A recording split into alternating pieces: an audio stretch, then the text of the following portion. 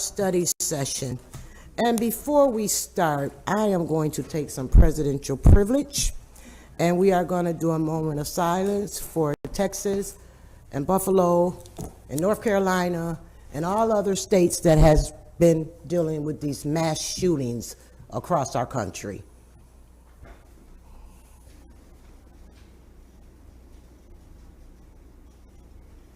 Thank you. All righty. Who's taking Councilor Paniagua? Yes, ma'am. So I have 8A, which was held, and I think she said she has about local procedure. Someone was coming to speak. No. Thanks, Corey. Good afternoon, councilors. This is the labor agreement with middle managers. Pretty standard as the one that you've seen before, 5 years, 3% raises. The copy of the agreement is in your packet. And then I'll be working with budget to make sure I get the numbers to you well in advance of the vote on Monday. So, any questions? Patricia, you look curious. Do you have any questions? I'll leave it at that. Thank you. All righty. I have item 9, and I am going to withdraw that. Councilor Caldwell. Back to me. I hope Julie is here for all of this. I have items 10 through 29. Julie, whoa. I'll make it fast. Julia Fave, Commissioner of Parks and Recreation. If you don't mind, if we can skip to 21, because I have an employee here for that one, and then I will do all of the rest of them. So if you're okay, item number 21 is to enter into agreement with Davey Resource Group to help identify planting sites, pruning and removal of trees for public safety. There was an RFP, and the committee met and selected Davey Resource Group. But if you have specific questions, I do have our forestry technician here. I just had a quick question. Sure. How does this relate to the urban forest master plan? Was any of that? So this is Kim Fon. She's our forestry tech, so I'm going to turn it over to her. And Steve Harris will be back on Monday, so if there's anything that the two of us cannot answer, we'll get from him. Super. Hi, Kim Fon, forestry technician. It relates to the urban forestry master plan because this inventory will help to identify planting sites, 1,500, which is more than a year's worth of planting locations. And then it'll also help us identify removal and pruning needs. So if there is a removal, that'll eventually create a stump and then a planting location as well.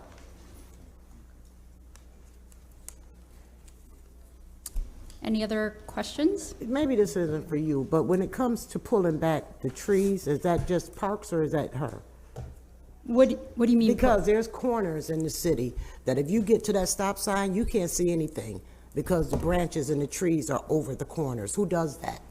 That would be Parks. We come and prune the trees to increase visibility. Okay, so does somebody ride around and check and look and see? We usually have residents call in for that information. If you keep your eyes open, and if you spot a location, definitely call in. Got a couple of them for you, okay? Okay, sounds good. I am assuming that, and this probably isn't for you, but I'm assuming this money will come out of our original $2 million that we allocated for trees. It says various cash accounts. Let me check the letter. Like 34,000.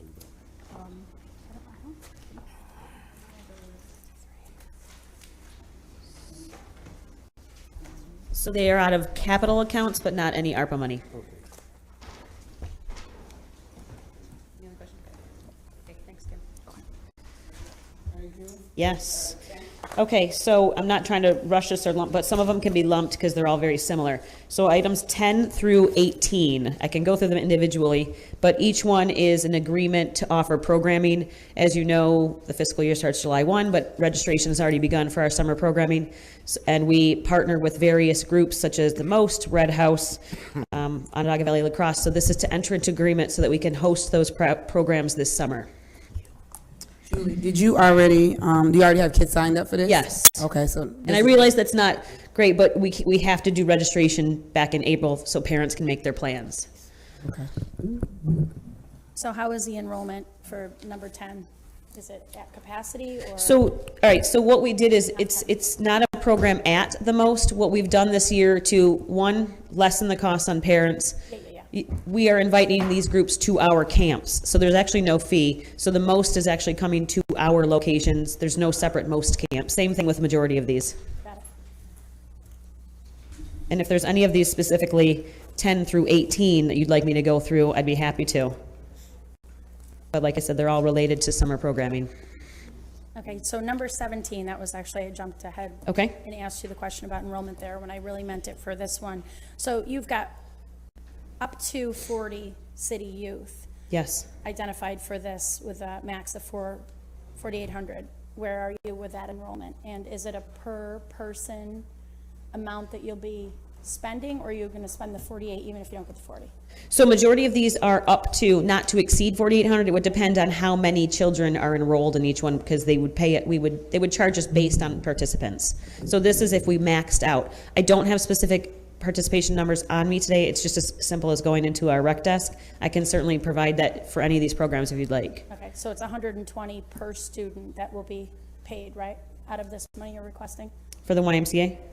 Yes, the College for Kids program. Yes. And then how do you recoup that $25 as a child cost? It says, We charge for those camps. So that why College for Kids is one that we charge. It's not at our location. It's actually at OCC campus. So that one, my son included, is signed up. A We big pay the fan. $25. okay.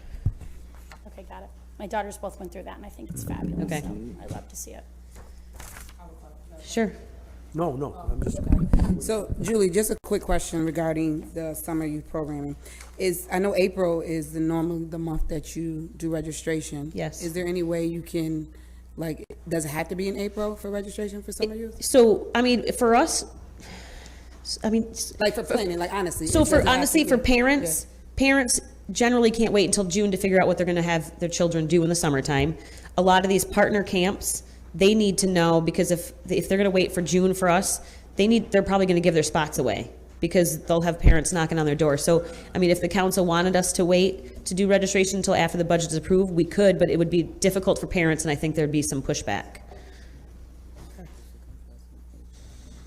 Okay. Yeah, is it possible to come to us for these requests when you start the enrollment process or back in We January? can, but I guess, I don't know if you can approve things in a budget that hasn't been approved yet. Right, so that's, and it, yes. Okay, would you like me to continue? Okay, item number 19 is to enter into an agreement. We do this every year with the food bank. This is so that the food bank can provide free meals for the youth. Item 20, these are a lot of our annual ones, so item 20 is to get us through the next fiscal year, enter an agreement with various individuals to do Tai Chi, yoga, African dance, anything at our senior centers and our youth centers. So, quick question. Yes. Item 11, you have theater dance 5-day workshops. Obviously, this item 20 money won't be redundant with that, right? No, so 11 is very specific, it's with the Red House. Okay. Item 20 is for various individuals throughout the year, so if we have an instructor who wants to do 1 month of pottery, something, it would allow for that, so we don't come to council every single time. And Julie, Yes, for the food, from the food bank on item 19, yes. this is at all the city parks? It's at all of our community centers, Okay, yes. And Burnett in the summertime, okay, thank you. yes. Item number 21, we went over already. Item 22 is to request an amendment. Rose Day is coming up. The original amendment was to pay Blake Prost $300. There was an error. There's more than one musician coming, so we're just asking to adjust that to $450. Item 23 is to appropriate funds from from fiscal year 22 capital account. $20,000. We would like to use that for beautification, for planters, barriers, and bollards along the creek walk and in various parks. We have a lot of planters that are either falling apart, or we have areas where cars are driving around and ruining the parks. so that we would like to place more and have more plants in those locations.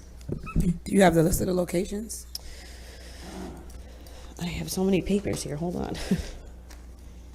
Item number 23, it might be listed on the, we were gonna try to focus, oh yes, we do, hold on.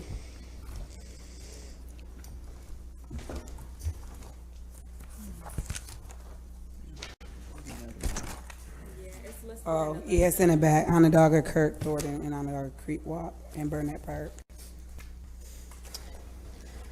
Okay. Item number 24, we have Pops in the Park coming up in July, Tuesdays in July, so this is to pay the bands that we have hired for that. So just really quickly, that's every Tuesday in July and August, so 9 It says events? August is generally as a rain date, but it's every Tuesday in July. Okay, so there's only 4 dates. Yes. Item 25 is an annual, we would like to authorize payment to Swank, that is so we can do the movie series throughout the year. And let me ask you a quick question on the movie series, because I know that we do them, but I have different churches that call, do this accommodate them as well? So we came to council last year when we purchased the movie screen and we authorized a rental fee for the movie screen. The way it was written is that any outside organizations and nonprofits, we want them to rent it, but it has to be shown in a city park. We have a lot of groups who take advantage of that, and it's $150 to rent the screen plus $40 an hour for the staff time, which if you went to a private business, it'd be $1,000 to rent it. But the Swank is specifically for the movie license. So when we can rent out the screen to outside groups, but we tell them they're responsible for paying for their own license. Item 26 is authorizing payment for referees officiating at our various leagues and tournaments happening throughout the next July 1 to June 30th. And those are only youth leagues, or is it all ages? No, it's all ages. I mean, it's adult softball, it's youth basketball, it's all ages. Anything that requires a ref or an official. Item 27 is an agreement with BMI that's for us to have the ability to play music.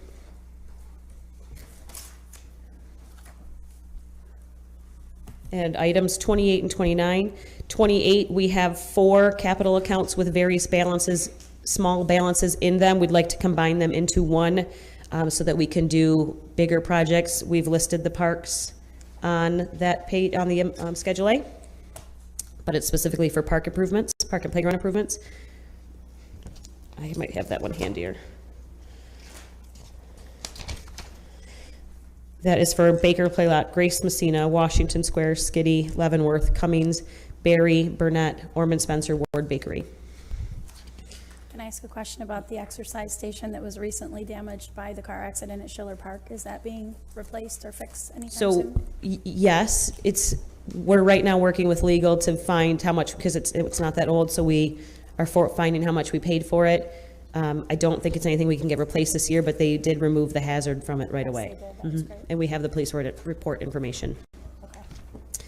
And my last item is also to transfer 2 accounts with balances remaining to make it one larger account with $25,000 on it with the intent to do paving and sidewalk improvements. And those are all my items. Okay, so I want to ask a couple of questions. Okay. It's not pertaining to this agenda, but I saw last night that the county is using Nottingham Pool to train lifeguards? They are not using it. It's a class that's already set up that they are encouraging any future employees to go there. We are doing the same thing. They have 30 enrolled in it right now. So it's a class that's actually set up by Nottingham, but the county is just pushing people the same way we are. And in our article today, we referenced it as well. Okay.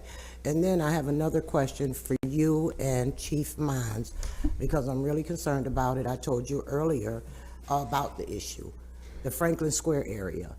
Everybody comes over there to take pictures, okay? And when they come, I think it's a hazard, because if a fire truck tried to get through there, it's not gonna happen. So I'm gonna say again what I've been saying since 2012, why can't we charge all of the schools a set fee so that we can have police control for the traffic? I don't think it's fair to the people that live down there. I echo that sentiment too with the parks that have events that don't have adequate parking. like Schiller, who use all the side neighborhood streets. So I would like to lobby to have the round top open and the lower part open for parking. Just throwing that out there, thanks. So that's just my recommendation for that particular area. Thank you. Noted, definitely. Any other questions? Yep, sorry. Yeah, it's okay. Sidewalk improvements, do we use a similar contract? Do we coordinate with our municipal sidewalk program, or are they separate? How do we do that? Parks does it separately with our own capital dollars. Should we jointly do an RFP so we get better pricing? I assume we use the city's contract. We use the city's contract, it's just our separate dollars. Got it. Thanks.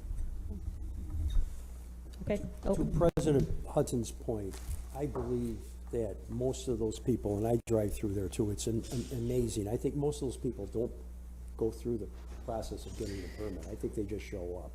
I can say that I don't know that we've issued a single permit for people to come take pictures for proms. It's a lot of times, I think it's just parents or the group, whoever, they just show up.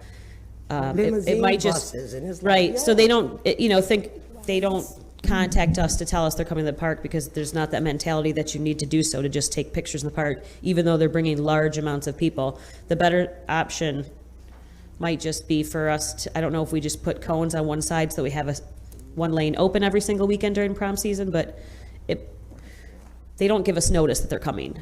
Because I would hate to see somebody die because an emergency vehicle can't get through to get to them. Right. Of course it is. Of course it is. It's not just the kids though, so we have Right. weddings, all kinds of, so it would be Yes. sort of difficult to charge them and not charge everyone. But definitely for safety, we have to, make sure, but the kids, it's a beautiful place for them to take It is. pictures. I was there Because the last county week. kids, Did you get a I got a permit? nice picture too. the county folks scared to come into our city until it's time to come take pictures. So Okay. anyway, Any other questions? No, Thank you. Yeah, we're ready. thank you, Counselor. And I need to go back to my item, number 9. I'm going to call that ready with a question mark. All righty, Counselor Green. Thank you, Madam President. Item 30, Brad, you want to walk us through this one? Afternoon, Councilors. Brad O'Connor, Commissioner of Finance. So item 30 is a compromise of delinquent tax agreement with Symphony Tower. Symphony Tower is the property on the corner of South Salina Street and East Onondaga Street. It's the tower that's been fenced in by a chain link fence across from Hotel Syracuse. It's been through several different owners and several different redevelopment projects. The last project was about 5 years ago. At the time, the council approved a compromise agreement with the then owners that wrote off all of the accrued interest and entered them into a payment plan. Shortly after the agreement was reached, the development project fell apart and they actually never made any payments on that plan. They have since then been paying all of their current taxes. So what they currently owe on the property is taxes from 2008 through 2017 and interest that has accrued on that balance. There's a new owner and a new project that they're trying to get back off the ground, so they've re-engaged us to try to reactivate this plan. We told them that because they hadn't made the payments, they were in default on that plan and that we would need a new agreement. So we are proposing to accept a compromise. The taxes that they owe for that period are $1,162,000 approximately. They owe another $1.1 million of accrued interest on that balance, and what we're proposing is a settlement for $1.6 million. And how we got to that number is we looked at the original payment plan from 5 or so years ago, and if they had made all of the payments under that plan and paid off the balance as of today, it would have totaled about $1.6 million. So, we thought it was reasonable to hold them to that amount, and what that would do is get us an additional $137,000 of interest on top of the taxes that are owed and allow them to continue the redevelopment project. What's the project, do we know? Did you say? I don't know the specifics of the project, sorry. It's in the paper today, actually this morning. So I think it's like apartments and commercial space on the first 2 floors. So I think what would be helpful for me, at least, would be to kind of have a written chronology of everything from the time that the Israeli group lost it, right? Because I think there's a lot of different things happening here, and it's hard to kind of mentally understand what is owed, what's being forgiven. Because isn't there also a component where there's like a $4.5 million back tax that's previously been waived, I think? Or is there something else? Not that I'm familiar with. The only unpaid taxes were the 2008 through 2017, and today it's the same amount owed as what was owed when they entered into the agreement 5 years ago. Okay. So yeah, I think if we were to have a chronology from 2012, which I think is when this started, to now, it would help. Because I think, we come across properties where, someone may unwittingly buy a house on the south side that owes property taxes, and we say, you should have checked into that before you bought it. And this is a totally different circumstance, but it's principally not totally different. So I think I personally just want to make sure we have an understanding of all the facts going forward of it. I know I wasn't on the council in 2017, but I think I was in the audience watching it, and the presentation was that when that payment plan was approved, they were ready to go for the development, and then literally nothing ever happened with it. So I want to make sure we're not in a similar circumstance here. So I don't know, does anyone else have any questions on this? So I'm a little confused, Counselor. So you're proposing maybe a meeting on this, or what are you? Potentially. I think I want to have first of all, just like a chronology of what we're forgiving, what was owed, and have it all together so we can understand it. Because I think that'd be a good idea. And then- Obviously, this is a very difficult project. It's Yep. been out there for years, so I think that would be probably a good idea. Yeah, so that's probably where we'll go, is just to get a Okay. better understanding. I'll put and then that together talk for it you. through. Okay. Any other questions on this? I do. I want to ask Brad, is there any more properties that's owned by people outside of our country at this point? I don't know the answer to that, and I don't know. We don't know the answer to that right now, but I can get Well, that for you. somebody does. Michelle Spansky, Deputy Commissioner of Neighborhood Development. There are definitely properties that are still owned outside of the country. I don't have exact numbers in front of me, but we could look into that and provide that information to the council. I'd appreciate that. Okay, thank you. And then one more question, Brad or Michael, because I know for a while, myself and Councilor Bay, and I'm gonna get right back on this kick again, when they're doing development, is there any way that we can ask for a percentage of low income to be added to those developments? Because people are getting tax breaks, getting write-offs, and we still don't have enough housing. So is there any way we can attach something to that?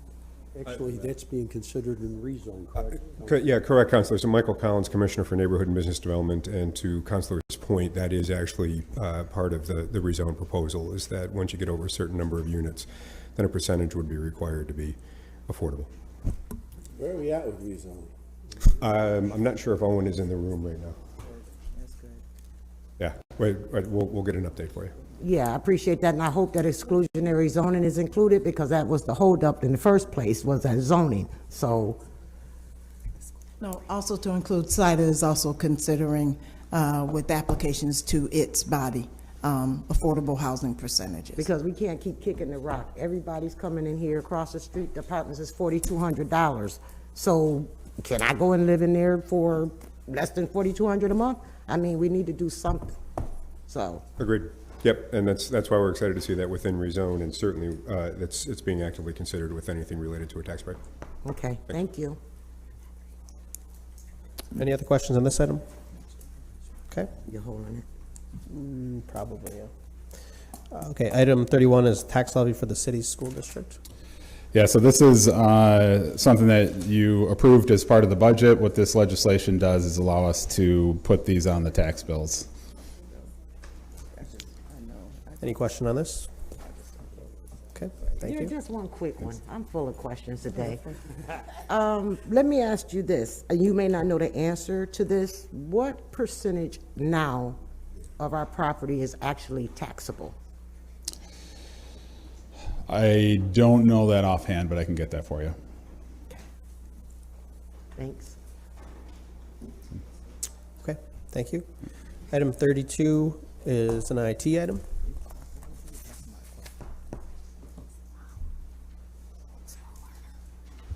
Good afternoon, councilors. Dave Pruning, Director of IT.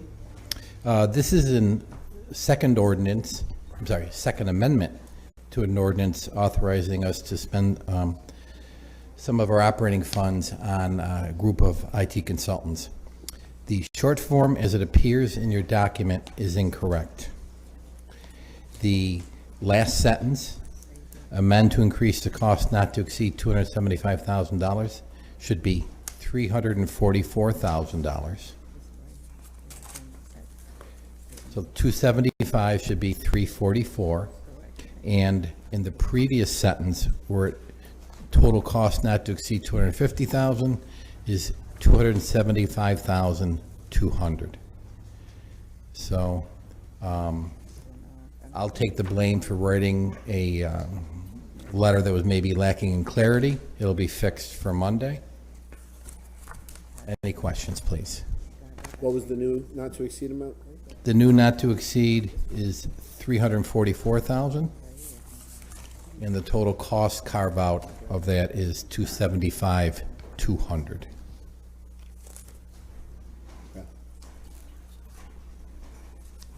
Any other questions on this item? Okay. Thank you. Items 33 and 34 are related to a legal settlement, which we will discuss in executive session on Monday. Counselor, I just want to add 34 is a typo in there. That should be 70,000. Thought I 700. 700,000. Thought I changed it, but I didn't. Okay. Instead of 850? Yep. Yeah, I'll make that correction and it'll be in there. Okay. Be ready for Monday. Sounds good. Items 35 and 36 are labor agreement with the CSCA. Corey?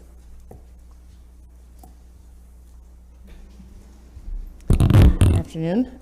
So this is our labor agreement with CSCA, again, similar to ones that have come before you, 5 years, 3% salary increases. The only thing retro to the beginning of the contract is the salary increase. A copy of the agreement is in your packets. I would say, the only thing perhaps notable that varies from some of the other contracts is that CSCA, we negotiated paid parental leave for their members, and so they will now be taking advantage of the city's paid parental leave policy as well. So do the other unions have clauses that give them, like reopeners that allow them to get that too? The only folks who put it before them, included it in their proposals, was CSCA and middle managers. Nobody else even put it together as a proposal. So, certainly open to having the conversation, but I think, the policy was introduced back in 2018, and so if the unions wanted to include it as part of their proposals, they could have, and the only two that did ended up being included in their contract. So counting the other agreements that are in today's agenda, is there anyone else that's still out? So the only ones that are not in the agenda the only ones that we've left to negotiate, everything that has been negotiated is coming before the council. These should be the last ones. The only one that is still outstanding is crossing guards. And we were waiting for CSCA to be CSCA requested that we settle this with them before we move to crossing guards, since they're a subset of CSCA. Okay. Questions on this? No? Okay. Thank you. Thank you, Madam President. Thank you. Councilor Caldwell for Council. Corey, don't go anywhere. Come back. I have items 37 through 39. Corey, one is about the labor agreement. Yeah, so this is, thank you, Counselor. This is the middle managers agreement. This appeared on the agenda for the last meeting, and so it was held over because of the local law, because of the retroactivity. So again, 5 years, 3%, and middle managers did negotiate for paid parental leave. Any questions? And I will be getting the cost together by the end of the week. Okay. And can you discuss 38 too? Excuse me? Rita said you would talk about 38. Oh, 38. This is with CNY Works. As I, oh, Yeah, Councilor, I can speak to 30. okay. So this is the annual work site agreement with CNY Works so that we can place youth here for summer employment. Youth here being 16 to 20 years old, and it's for the duration of the summer, beginning of June, towards the end of August, assuming that some of them are college students. Awesome. So, good. Any questions? Thank you, Michael. Thanks. We also have items 39 with Onondaga Earth Corps to provide training program and supervision. I think Bridget's going to talk about that. Thanks, Bridget. Good afternoon, Janet Burke, the Director of Research.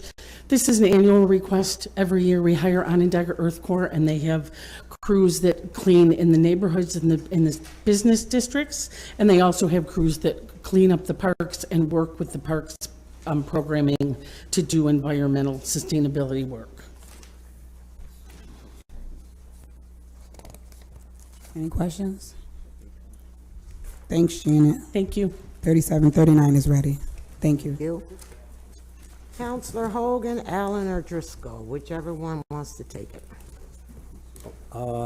This is to approve the thank you, President Hudson. This is to approve the construction of an honorary street sign to honor Earl Lloyd, who was the first African-American to play in the National Basketball Association, was a key member of the 1955 Syracuse Nationals national basketball champion, and the only guy who could stop George Yardley, who played for the Pistons. So that's all I got. So it's a street sign, and it'll be in conjunction with the Jazz Festival and also the mural that's being put on the Monroe building right now. So I'll ask any other councilors if you want to join me in co-sponsoring this. Okay, everybody? Yes. Okay, thank you. All righty, Counselor Hogan again.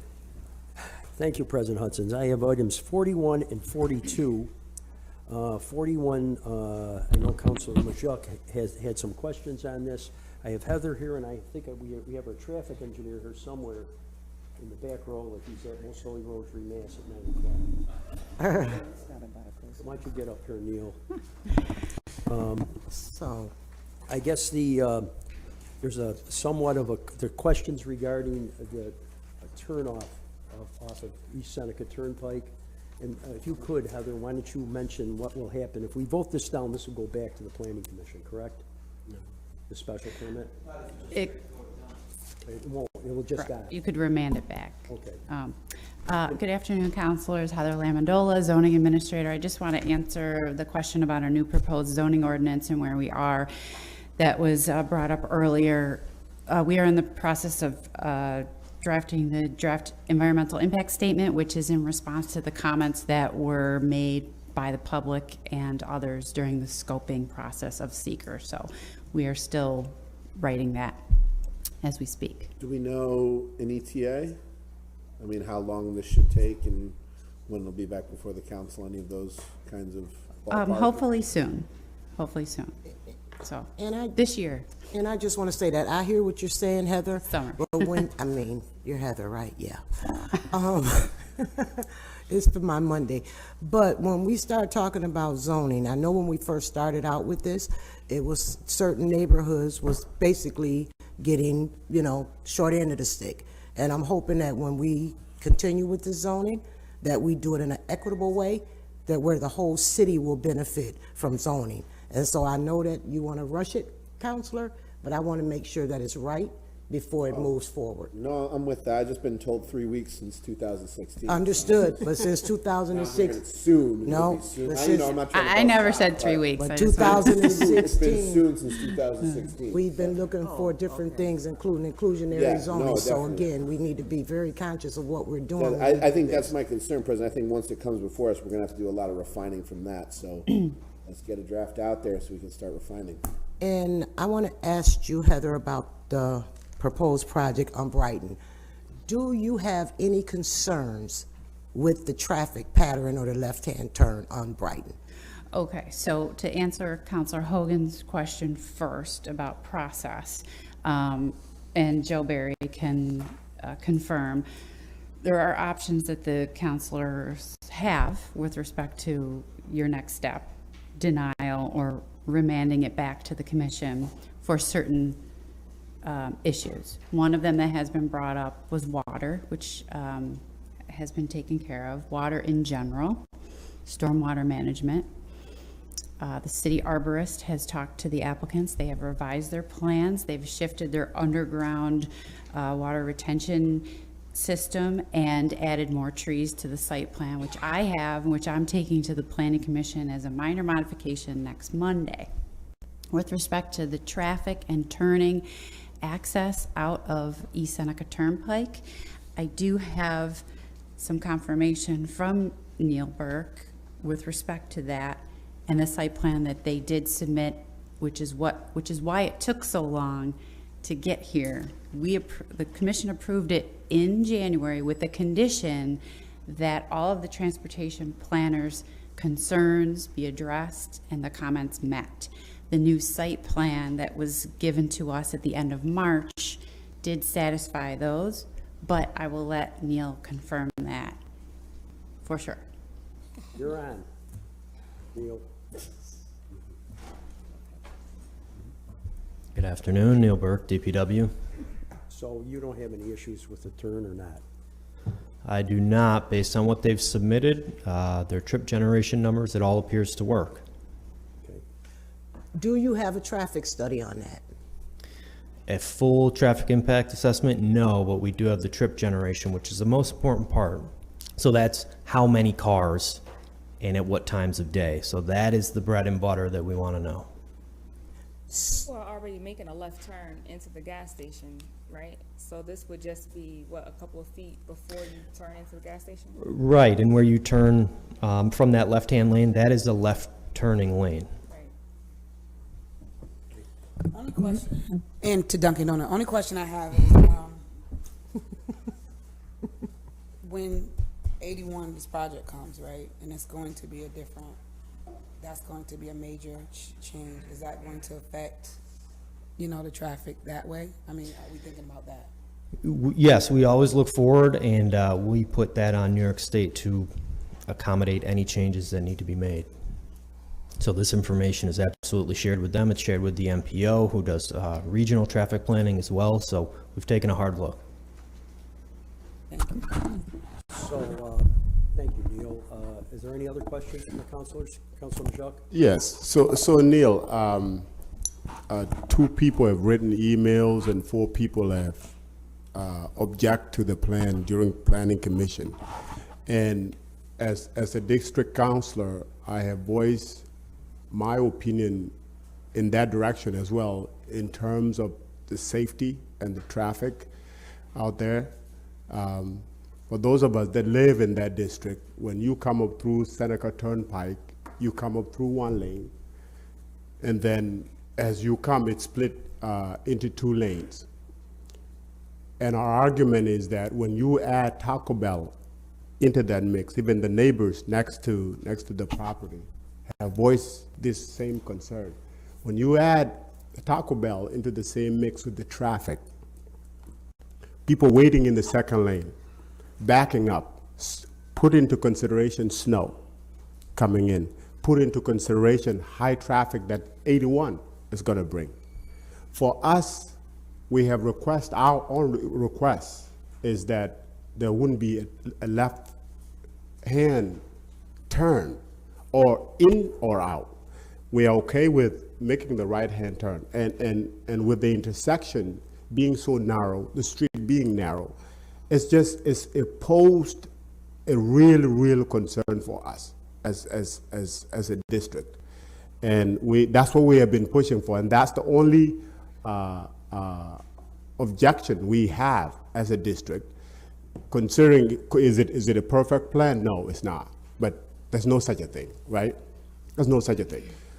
But for us, that's the only thing we are asking. I understand your concerns, Councilor Majok, but we've held this a couple times. So I think what we'll do, we've heard from Mr. Burke, and we've heard from Heather, and we've heard from you. I would like to push this forward, and we'll vote on it, and we'll make a decision on it. because I don't want to hold it again. I just have one thing. So if you're coming up Seneca Turnpike, if you can't make a left turn off of Seneca Turnpike or Brighton, then you have zero access to Taco Bell. So nobody from the valley would be able to even access Taco Bell if you take away both left turns. So to me, it just doesn't seem realistic to remove both left turns. That means nobody from the valley area has access unless you go all the way around to come back to make that right turn up Brighton.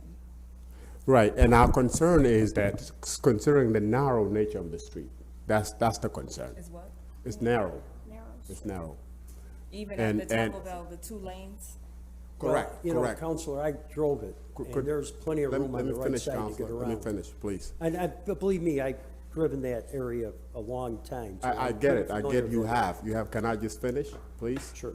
Yeah, so that's the concern. The those 2 left lane, it just make it so difficult, especially in the winter, if the traffic is gonna line up. And the traffic is gonna line up. So the constituent have expressed this, I have expressed this, and as you said, put it to the vote. And it seemed like that's, I think we have already made our point. It might be the longest discussed special permit in the history of the city council for sure, but we'll put it to a vote in 41. On 42, we'll call 41 ready. 42, we have other. So this one, you'll like this one. This is an axe throwing. Yeah. This is a special permit for indoor amusement recreation on Warren Street, South Warren Street, and it is an axe throwing venue. This is alcohol and axe throwing. No, There's there's no food or drink here that I know of. So it's sober axe throwing. Bad idea. I hope they sober. Well, to be fair, alcohol is not up to the planning commission, so and it's not even up to, but Okay, that I know of, there's no, just axes. Are there any questions about this permit? Okay, thank you. Yes. I'll call these ready. Thank you, President Hudson. Thank you. Councilor Majuk. Thank you, Madam President. I have item 43 to 49. Is there, Janet, are you the one take care of this item? I mean, it's an annual. Yes. Yeah. Yep, Janet Burke, the Director of Research. This is an annual program that we have within the city for the unbelievable, I can't remember what the unbelievable group. And they have been doing great outreach work and incredible work throughout the city for many, many years. And we would like to have them continue with a new contract this year. Yeah, the only question I had, I mean, I truly believe in what they do. It's great that as a city we continue to fund this initiative. I think the first year I came on, I saw a report that they sent out. Did they send one this year? Or I do get a monthly report. Okay. Mhm. Okay. Could you forward those? Thank I'm you. sorry? Could you forward those to us? Yeah. Of course. Would you like it for the last year, covering the last year? That would be great. Just okay. Send up if there's like a comprehensive. Sure. In addition to the monthly. Absolutely. Yeah. All right. Other questions? Thank you, Janet. Thank you.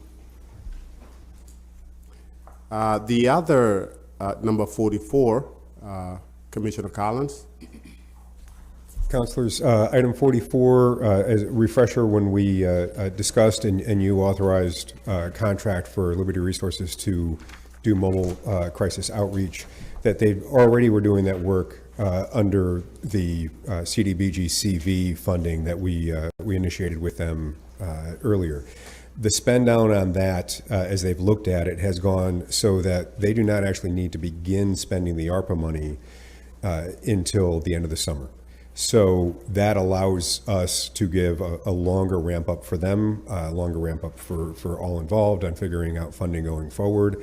And so what all we want to do is make sure that they can spend the ARPA money through October 31st, where the originally the ask was to do it through June 30th.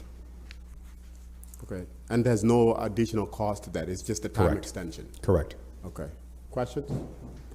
Of course I have some. So Michael, question for you. Once the ARPA money is exhausted, what are we going to do to continue funding this outreach? So that is what we've got the next year and now year and 3 months to figure out.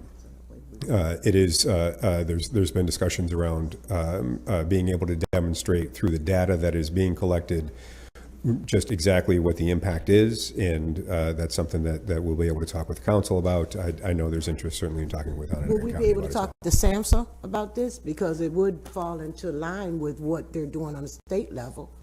So Deputy Mayor and I love this. We'll talk to anybody that'll listen to us.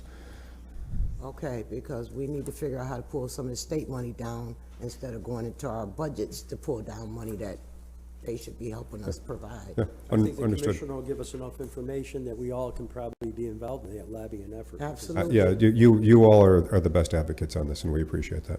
Okay. And don't forget our county, whose purview this is. It's the county's purview. We're here for. Them too. All right, thanks, Councilors. Item 45. Good morning, Rich Shaw for the Police Department.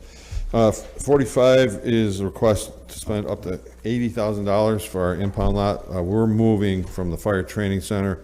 We've been there for a number of years, but due to their expansion, they either asked us to relocate on their property or to find a new space. And we've located new space closer to the police department on Erie Boulevard, and we need to fence that and put an alarm system on it. It holds evidence, red tag vehicles, and crash cars. So they're kicking you out? That's a nice way to put it, yes, sir. Any questions? Any questions? Yep, question. This is what I'm gonna go back again, and this has nothing to do with you, but I've been talking a lot about one facility to where we can incorporate all of our departments together, and I know that's not you, Deputy Mayor. Have we actually started maybe even talking about that at some point? Yes, that conversation is going on. You know, the sheriff's office, they want to move out of there. The property that the SPD and the fire department are in needs a lot of work. There are so many different needs of where people need to go and where property needs to be. So we've been working with Eric Ennis, having conversations with Corey. That conversation is ongoing. At one time, we had been approached with the county about using the developmental center, but we saw a better purpose for that, to develop something. Because you know I'm going to continue to advocate, right? Because, I mean, when we spend, and you figure this is going to be 80, I think last year we spent 194 paint booth for DPW or fire or whoever. Then we're talking about all these different facilities that we're paying for. So with the land that we have in the city of Syracuse and maybe some ARPA funds, why can't we, again, build one major facility and design it to where we know where fire is tucked and we know police is going to be fenced in? And I think that will be under one. Yeah, and the police and the fire departments have been advocates for that conversation. It is identifying exactly what everybody needs, how much space that would require, and then what a design professional would have to tell us it would look like if we don't find something that we could renovate. So we'll be gone when they get it going, but let's keep going. Let's keep advocating. The conversations are going on because the space they're in now, you've been in there, they're cramped. It needs work in there. And then they cross over anyway, because DPW works on police cars. They work, so they cross over anyway. So let's merge them. But that's just me. Okay, other questions? Chief Mont? Chief, it's up there, maybe you want to ask him about that waiver item. It's not legal yet, see. Okay. Waiver item. Good afternoon, I'm Chief Mons. I'm here for the two items, and they're both for the same purpose, to authorize the ordinance for an issue of bonds to defray the costs, and so we can proceed with the completion of the fire training project. This particular funding is going to be used for the site work, the foundation work, and the erection of the tower that we already purchased. I was here in August, got $2 million. I kept money in my capital plan, and what ended up happening was the quote and the estimate that CNS Engineering gave us in October and again in December, that was the estimate that we had all the funding for. That was what we were planning on spending. The RFP went out at the end of January, and when they came back on May 4th, the estimated projection from CNS escalated 25%. So I've been managing our capital plan pretty rigorously over the last 4.5 years. We identify needs and our deficiencies. This training project is one of our higher needs, and that's why we kept money in our capital plan for this purpose, just in case the money went over. So that's why I'm here today. Does anybody have any questions? So this excess funding would be coming from the capital plan? Yes, it's going to be bonded. Oh, yes, I see that. Sorry. And based on our conversation this morning, Chief, you said the work has already started? Yes, we're $1 million already spent on this project. Right from the beginning, we've been working with CNS Engineering and City Engineering. I think every construction project, pretty much, the costs have been escalated from building materials, and you guys all know the supply chains and all those types of things. So the estimate that CNS gave us for the work, it increased 25%. 15% of that is for the actual building materials and labor costs, I believe, and the 10% of that 25% is for a contingency. They need to have 10% of contingency money just in case anything comes up, work order change or something like that. So that's included in this money also. This should be the end of the money that I need to get done to finish the project. The contingency money, talking with CNS and our city engineers, because we did so much work in the ground, scoping out the ground before, they don't determine that we're going to need a lot of that contingency money. So, but we need to have the money to actually award the bid. The bids came back May 4th. We have 45 days to award the bid. That's June 19th. If we don't award the bid by that time, the contractors can actually, they don't have to honor the cost of what they actually put in for the bid. And most definitely that price is going to go up if we don't get the funding to award the bid before June 19th. So that's. Okay. Other questions? I'm sorry, Chief. So we originally approved, I believe, $2 million, right? $2 million in ARPA money. So this is 1.5 more. Yes. Which is more. It's an incredible amount. I'm just wondering why wouldn't we spend ARPA money on this? Why we have to bond for this? $2 million is already ARPA money. That was. Well, why don't we bond from another? I mean, why do we have to bond for it? Why don't we just keep on using ARPA money? Well, So I'm not talking to you. Oh, and I could answer that, but I could, Jen, all right. Jen is it? I know you have all this money allocated and everything else, but here's a project we got already on the way. I think some of the money, believe it or not, I think some of the money you have allocated to different projects, there might be issues getting that money out the door.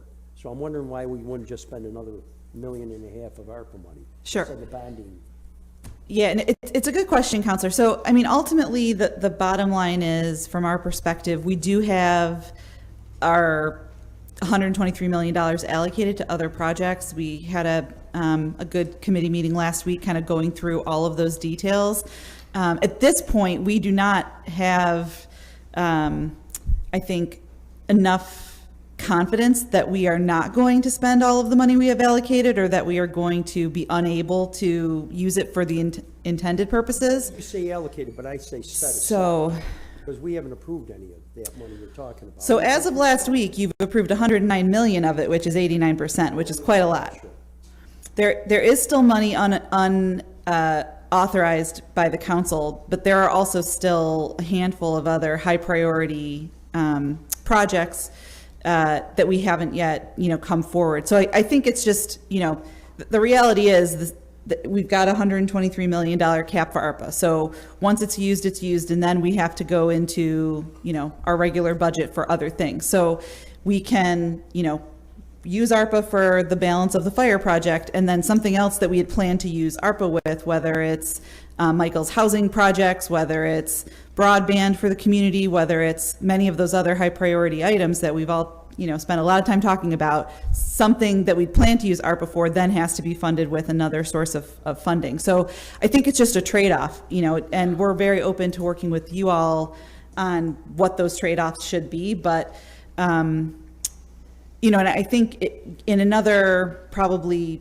6 months, like by the end of this calendar year, my belief is that we will have a much better sense based on how the projects are going and how the money is being truly dispersed and used on those projects. We'll be able to have a better sense by then to say, okay, here's where we're maybe not going to spend what we thought we did, and we can reallocate it to other things. But as of now, we just don't necessarily know. So we would truly be potentially trading off something else that we wanted to use ARPA for to do, to do this. And as Chief Mon said, he has money set aside in his capital plan for this project should they, experience an overage. So I think that's why we thought in this particular case, the capital budget was a better potential source because he had planned for that contingency. But ultimately, very open to, the council's feedback on how we spend the money. When we approved this last year, it was portrayed as the whole thing was covered by the 2 million, right? It wasn't meant that, just to be clear. So, to your question, I think originally before ARPA became a thing, I had $1.5 million in my capital plan, was trying to work with other agencies to get the point where we can afford this tower. When the $2 million came up, it was one of the projects that was green lighted for an ARPA project. So at that time, talking with CNS, we've been working with CNS right from the beginning of our inception. The goal was to have it right around the $2 million with the, I think Councilor Hogan brought it up that I had $1 million or so in my capital plan, but like all that money was initially to be utilized together. I don't remember that in that meeting. It was 2 million was going to cover everything. But I was going to finish what I was saying. So right around that time, the cost of construction was up 30%. The labor costs were up 25%. Since that meeting in August, the increase of constructing a project that size increased another 25%. That's when CNS, I think October 12th, they gave us a quote. We were right around the $2 million. That was what we were hoping for. When they gave us the estimate, it was at $2.89 million. They gave us another estimate in December, which had actually decreased. We were going to go out for RFP the end of January, hoping that the market was so unpredictable. We weren't sure where the money was going to go, whether it was going to be high or low. But we had our $2 million, and I had my capital plan money. When the RFP awards came back, they came back at the price what I'm asking for now. These were unexpected costs from that time until today. But so how much has been committed already into what part of it? We spent $1 million on the building and on all the engineering and the groundwork to see if it's even able to build in that particular area of our training ground. So we already have $1 million spent on this project. I mean, I think that's the challenge here is that we approved a $2 million project, and now after you've already spent $1 million, you're coming back saying it's a lot more. And I don't know that we would have at the beginning said we want to spend over $3.5 million on this. And I understand the project and I understand it's important, but it's not every city doesn't have this. It's a decision we made to do. And I think if you went out to the average resident and said, how do you want to spend $3.5 million? They probably wouldn't have chosen this. I'm as frustrated as you are, Counselor, about the escalation of cost of projects. But I mean, I know you're very familiar with these types of projects.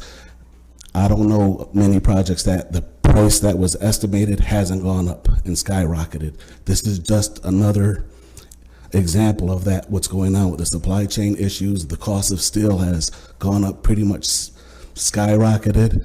The labor cost, there's a war going on. All those things have played into this particular request that when we met in August, those weren't issues that came up at that time. And like I said, my capital budget management, I kept money in my capital plan just in case something like this would happen, so we can actually afford this. It wasn't like I was keeping the $2 million hostage and hopefully that I come back and ask you for the completion. I've been refurbishing our fire trucks.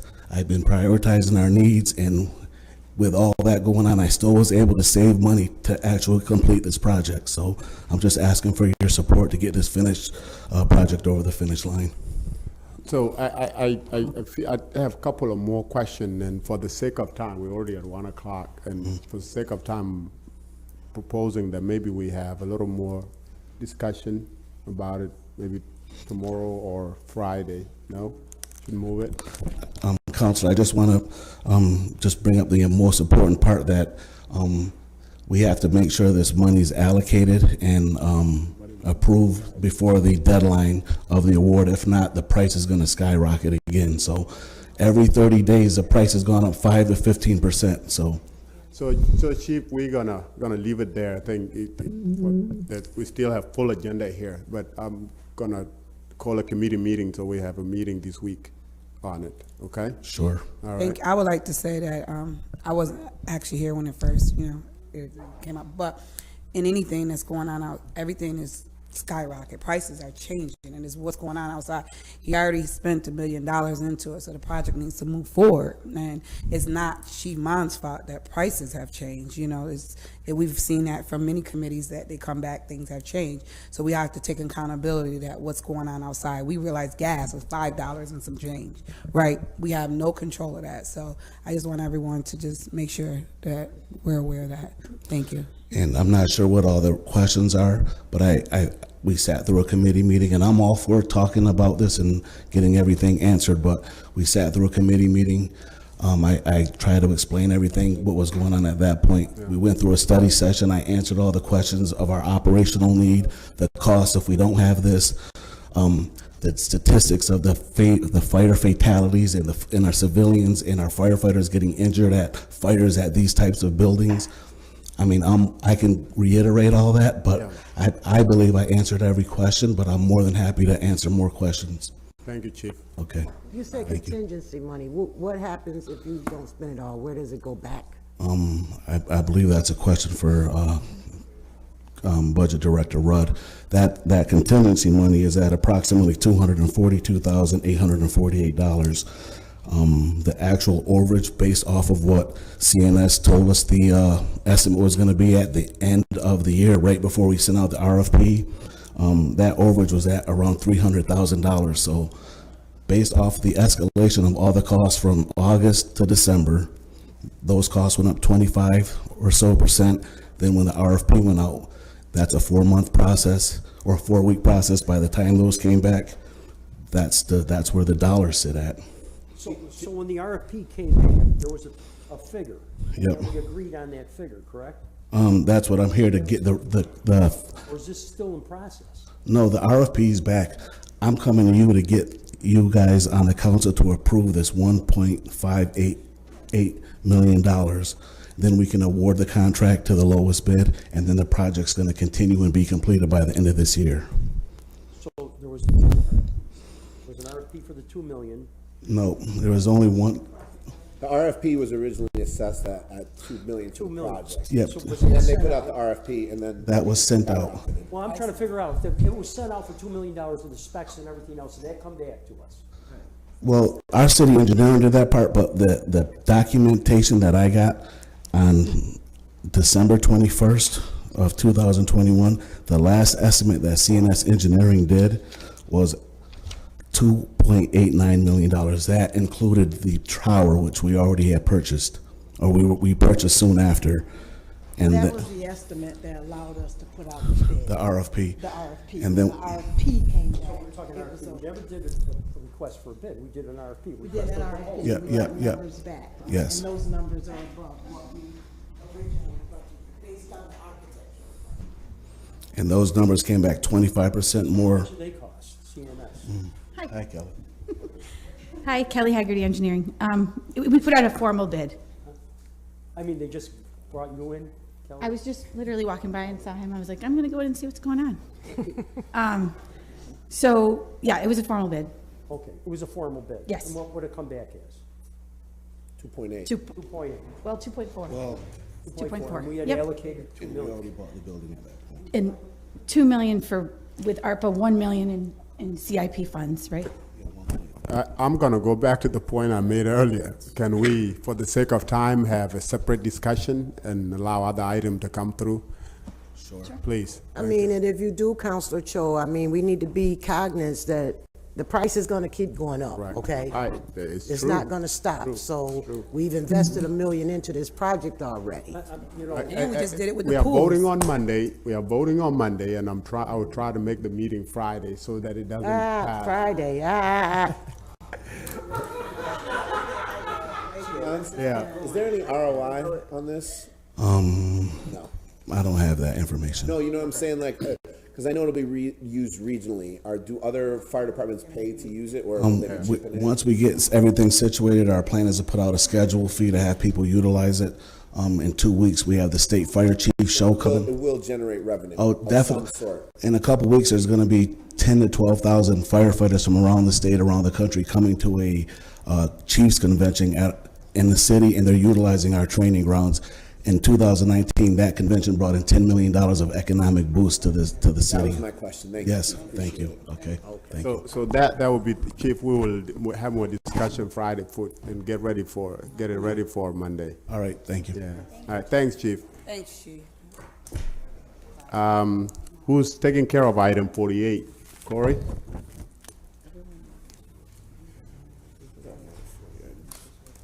Afternoon, councilors. This is a labor agreement with the deputy chiefs of fire. It resembles very closely the firefighters contract that the council approved earlier this year, 5.5 years, 3%. And if there are any questions, a copy of it is included in your packet, but if there are any questions, we also have members of the negotiating team that are also here from fire to answer any questions. And I'll make sure to get the cost estimates for this one and CSEA prior to the actual vote, not on Monday, but the following meeting. Okay. Counselor, if I just could go back for 1 second. I have no To the training tower? No, yes, the tower. Oh, no. I just want to say, obviously, we're going to have to approve this money. I'm just more interested in how the process, how we arrived here, and what particular pot of money we're going to spend. That's the only questions I have on it. It's obvious that we've already spent money and we're going to have to prove the rest of this money, to me anyways. But I just want to make that clear. And what's the point in the process when you tell the council, hey, this project's going to be more than Well, double, and the point can in we check in? to You're say- absolutely right, Councilor Green, but the process is very confusing to me how this was done. And if I can ask questions about it, it's maybe to prevent it from happening again. Because obviously, we're too far down the road on this thing. So that's all I got. All right, so, any questions on item 48 and 49? All right, Thank you, thanks, councilors. Corey. The last item, Chief Schaaf, is going to be a waive item, regard to gun violence suppression. And, was sent, it's gonna be on the agenda. It's just, came in yesterday, so, do you want to talk about that? I just want to apologize for the late notice of the letter that got to the clerk, but we had the opportunity to do what Latifah's going to talk to you now. That's why it's coming to you like this. All righty, me and waivers are not friends. Good morning, good afternoon. I'm Latif Johnson, Kinsey Mayor's Office to Reduce Gun Violence. And Welcome, Latif. Is this your Thank you. first time here? yes, Standing? first time. Welcome. Not easy being a pastor, being on this side, but I'm here. All right, so we're having a retreat for our partners that have been dealing with gun violence over the last 10, 15 years. The retreat is set up to, number one, so they can debrief about what's been going on in our community, collaborate. Number two, reset.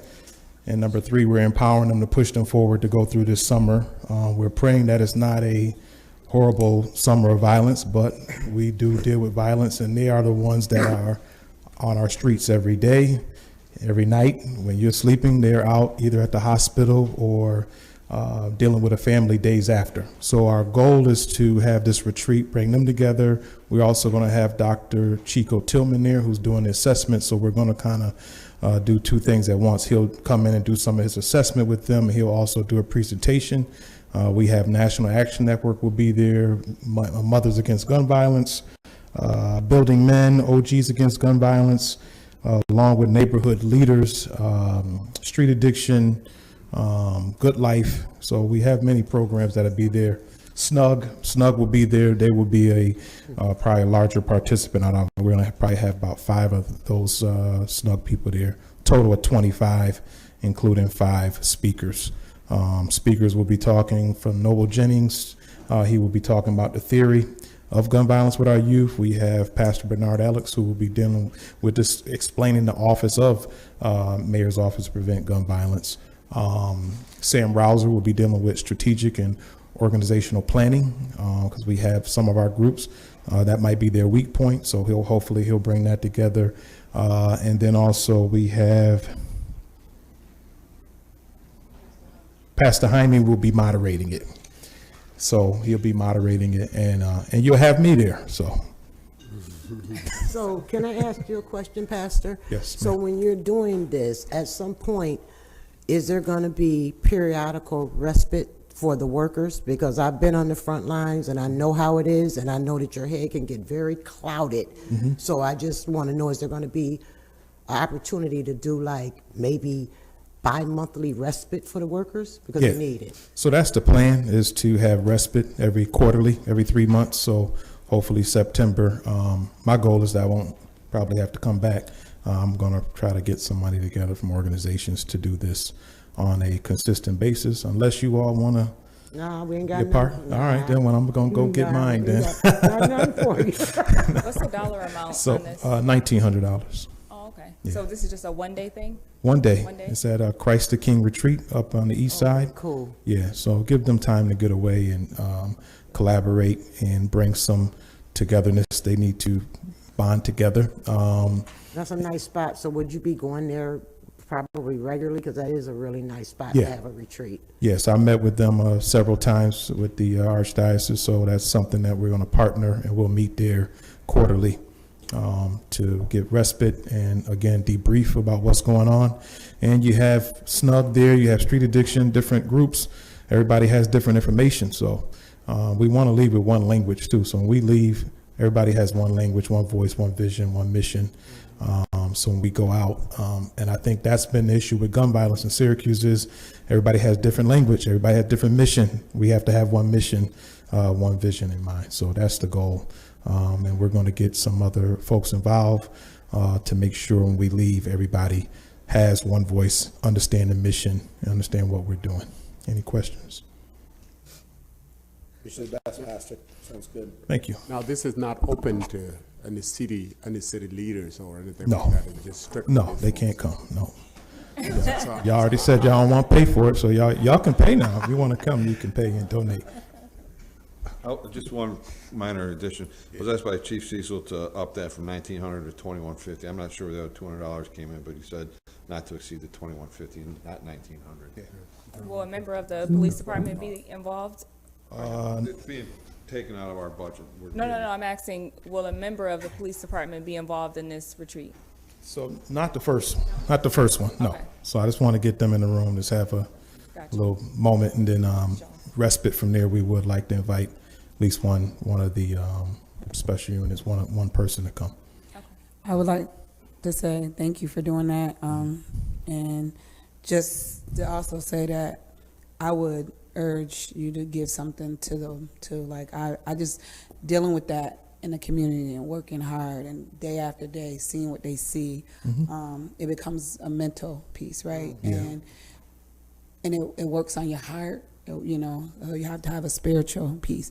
So I don't know what's in the budget of the police department, but I would urge for those workers who are dealing with it, Right. I mean, to get something, you know, I don't know, if a foot massage, a back massage, something, you know, it becomes, you know, and a lot of them are doing it for minimum money. We know Yeah. it's not money up in No, there, and no. some of them are doing it for free. Right. I did Visiting, it for so, free. Yeah. just with all the things that they see, they need to be able to have something to relax and, you know, Yeah. be able to do. I mean, I feel that way for the police too, but definitely, you know, for that, because they go back to that same community, have to live next to it. So Yeah, they live in I that urge. area. I don't know if 2100 gonna do it, but Yeah. you gotta add something to it. Every 3 months, that'd be So good. whatever you all want to do, but you know, we're asking for the minimum of 2. So And since you're for now, standing here, I'm gonna put a PSA out. June 3rd, I don't have the time, I'll get that. There will be a press conference at the SNUG office at 428 Onondaga Ave to kick off gun violence awareness yep, 4 p.m. at 4 p.m. Yep, and we'll Okay. kind of do like last year. They're going to release the balloons there, and then also in different areas of the city, they will all the release different balloons. corners. But we'll start there. Government officials are invited to be there at 4 o'clock. The new SNUG office is 428 West Onondaga, if anybody wants to. Friday. It's That's a Friday, Friday, June oh. 3rd. Joe, that's But a I'll be Friday. there. Okay. Why? Who got? Oh, why he don't like Friday? Oh, he just says committee meetings always on Friday. Oh, well, Friday at 4 o'clock. Hopefully, y'all can come on out and join us. That's it. Everybody else good? I just got one letter question with Chief Shaw. After talking to Cecil, he said it might be a donation, or you guys decided? Yeah, This money is kind of split up for certain reasons. yeah, so there was, well, we got the 1,900, which would include 1,000 for the food, and then the Christ the King retreat facilities. And he said that they needed to revise that up to extra $250. And I don't know why, but it must have been an increased cost of $250 somewhere in there. No. It is $1,900. It's $900 for the venue and $1,000 for the refreshments there. The $250, Latif has negotiated with the venue. We don't need that. So it's gonna be a donation or agreement? It's gonna be an agreement, because we have to sign Okay. it's 2 invoices and agreements that we receive. Okay, I just was wondering, because this morning conversation, he mentioned that you guys might just go donation if that was appropriate. They was gonna talk to Director Rudd. But anyway, we can figure all that out. Yes, ma'am, he did say that there's 3 different options, and the waiver was one of them. Yeah, so, I mean, the extra money was just, I talked to Christ the King, they're gonna do the water, coffee, all the extra and miscellaneous stuff. They're gonna take care of that, so that'll be in the $900 cost, so.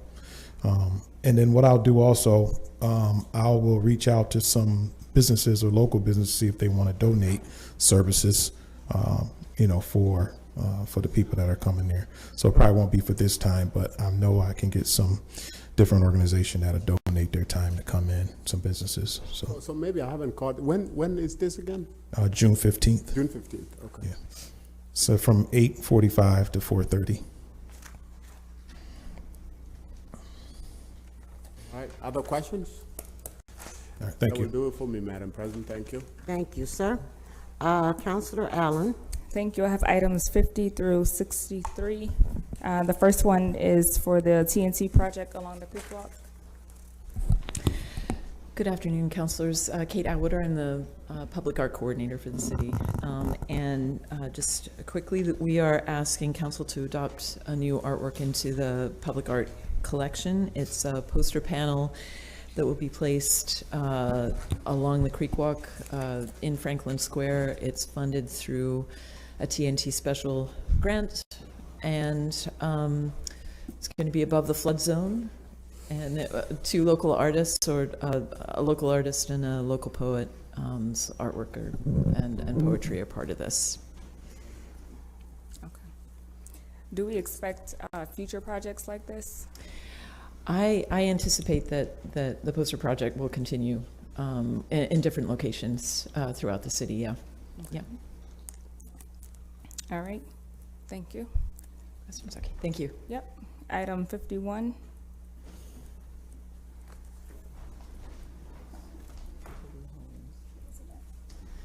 Good afternoon. This is another annual request for Jubilee Homes. We hire young people to work at the urban farms, and we have an agreement with them, and we pay them out of our budget. So we'd like an agreement, approval for that, please. Okay. What's the age, Janet? Pardon me? Do you know the age? Yeah, actually, I think this might go up to probably 23 or 24. I will double check that because some of them are supervisors. So some of them, the younger people are supervised by older people, but I would be happy to check that. I don't think we have the list of people yet, so, but I can certainly get that for you. And so I see that this is a year-long project, so it goes on for 12 months? Well, what we do is we put it in for a full year because sometimes at the, like next spring, there may be planting to do and other things to do so that we're able to bring on young people for the end of the fiscal year. So we usually just do them for a year. Okay. And then you don't have a sense of how many? Usually it's probably 2 supervisors and four younger workers or 4 people that are supervised. So 4 youth attend this program? Correct. Wow. $18,000? Seems like a lot. I mean, I think it's a great program, but why can't more? I can you know what, I may be wrong about that number, so let me send you the budget. I have a budget and I'll send it along so you can see it. I'd love to promote it too. Okay. Thanks. And I have seen what they do. They have some great fruit and vegetable and. Yeah, it's great. It's great. It's great. I do love seeing their stands all over the Yes. place. And I would say, Janet, Councilor Schultz, I know you're looking at it like a lot of money, but It's only $3,000. it's not only 3,000. That's about what a youth would make on minimum wage. If there was like 5 or 6, that would eat it up. The amount of money that they would make for the summer. Yeah, they do work full-time during the summer. And they start a little earlier and end a little later than the typical Right. 6-week program. So it's about what they would make. So is that money just for the youth then, or is it to go to pay the supervisors as well who are? No, the supervisors also. The supervisors Yeah, to but they're supervise youth. the, pardon me? They're 2 youth. 2. So it's really not a lot of money. If you're looking at it as a whole, but if you look at if it's 5 or 6 people, that would eat that up like fast. So I got my question with that. Is it the age difference that this is a little different with the CNY Works thing? Is it because they are different age? No, you know, Onondaga Earth Corps and Jubilee Homes have always been programs that the city has supported under our Syracuse Opportunity Works program, which has been around for a long time. So we just normally include this group. This is a different group than the CNY Works. We usually just pay them really just because of history. Okay. And Cho, because you know I'm a youth person, so I tell you. Also, there's different guidelines with CNY Works when it's time to apply. There's a lot of, I'm not going to say anything negative, but there's barriers that you have to go through in order to get it processed. And it's through the state. So it's not like something, regulations here, legislation here, it's the state. So with some of these other programs, there's not the same barriers. They don't need the same qualifications. So it's good to have multiple of resources for our youth to be able to work throughout the summer without so many different barriers. All right. All right, Thank thank you. you. All right, items 52 and 53. I feel like I'm having deja vu a little bit with these. It would feel that way, Counselor, yes. So in April, as we look at item 52, we presented to you the plan to allocate the UNSAC funding for the first and second years of the service agreement. And I thank Councilor Driscoll and Councilor Allen for active participation on the committee to make these choices. At that time, what you all approved was for the year 21 to 22 cycle. And as the ordinance was written, we would come back to you for final approval on what we had approved, what we presented to you for the 22-23 cycle after the council adopted the city budget. So that's what we've got in front of us right now. As a reminder, it's $375,000 per year that goes towards programming. There was not $375,000 worth of applications in the 21-22 cycle. So what you all approved is to roll that money forward into this year, so we see a greater amount for this particular year. Okay. Yeah, all the allocations are exactly as you saw back in April. Gotcha. We're good? Thank you. Sure. And then 53, last year, we discussed at length the challenges that we had and the fact that all the money that came from the federal government to support people when it came to emergency rental assistance only supported those that were at 60% of the area median income or lower, and we knew that others were struggling. We knew that others were struggling. We just didn't know the hard numbers on it because we didn't have systems in place to take applications for that group. So we made our best guess. We said we thought we'd serve 100 households, and we would use $1 million to do so. We may be able to serve over 100 households. We had a great, healthy discussion on it. What we found, and this is specifically for those that were between 80 and 100% of the area median income, because they just had no place to go for support. What we found in partnering the county and administering it is we're near that 100 household mark. As of right now, as of 2 weeks ago, we were at 67 households. Those households have needed less assistance than we had thought that they might when it came to back rent. So on average, they're needing only a little over $5,000 per household. So therefore, we've got about $600,000 that is spending down very slowly. What we proposed to you is that since there were a few hundred applications that were qualified applications for emergency assistance that we did not have, in partnering with the county, we did not have the money to assist for those that are 60% and under, and they are now all facing eviction, that what we do is we change the parameters on this, and we drop that 80% minimum and bring it down to 0%. And what that'll do is that'll allow the county to serve more households that right now they've already been vetted, they've already gone through the application process, they're sitting there hoping that there will be assistance before it's their turn in eviction court. So the county is going to reach out to them. So the tenant at this point, if they already applied, they were denied, they don't have to do anything else. The county will reach out to them, and then now they'll be able to get the rental assistance. For those that, the only reason that there was denial is that the county had run out of money. Okay. Yeah, and again, there was federal money. Okay, and so how are we, because it's our money, so how are we going to make sure that the county has reached out to them and that the tenants receive the funding? So we can make sure in the adjustment to the contract with them that they are going in simply in order of who's oldest on that list, who was really first to apply. That's qualified, and then come down from there within these, because it's a 0 to 60% area median income. And can you just check with them to see how they're going to actually reach out? Is it going to be through letters, phone calls? Like, how does that work? Because a lot of times, with this income bracket, if they applied 6 months ago, they may have a new number. Right. They may have, you know what I mean? They may not be easily accessible. So I'm just interested to see how we're going to actually be able to get in contact with them. So I absolutely, I'm very happy to do that. I will tell you that the commissioner for Department of Social Services is away until after Monday's vote. So I'm certainly, as we rework this with Corporation Counsel, what we would say is that there needs to be multiple attempts to communicate if the first one's not successful. Okay. Do you have the list of the people, or where it dropped off at? We do not have that. We do not have the Get that list. I'm sorry. Say again. Get that list? I don't. So good question. There's a lot of personal identified information on there. There's confidential information on there. So what we have are numbers. We do have that information for those that are paid out, but we don't have that information prior to them being qualified, because we're not looking to influence who's qualified beyond. And I get that, but I think that being that we are putting the money in, we should have some kind of control over it. And I believe that if you don't need all of the pertinent information.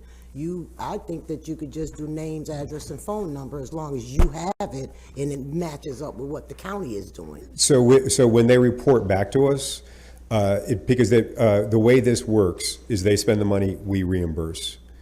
For every dollar that we reimburse, for every household that we reimburse, they do provide us that.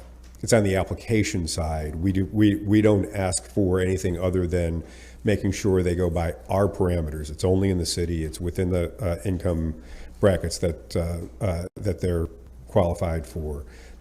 That those are the households that we're looking to hit. And then on the back end, when it comes for reimbursement, they do provide us with that information. After the fact. After the fact. Well, so after they pay out, before we pay them, because it's reimbursement based. And is there going to be a cap on the amount? Because if a person applied months ago and they owed $7,000, they may now owe $10,000. So will they be able to make that adjustment, or is it going to be based off of how much you owed at that initial time when you applied? So what we're looking to do is do whatever we can to keep the person in the home. Okay. So it is likely to be the full amount, or if it's short of that, then it's what the landlord will agree to, because the landlord, in accepting the money, has to agree that they're not evicting without cause within the next year. Okay. And it's only for back payments? Correct. Okay. And to that point, we do still have emergency solutions grant money out of the coronavirus money that does allow for it only goes back a few months, and the CDBG-CV money only goes back a few months, so it's not of use to this particular population.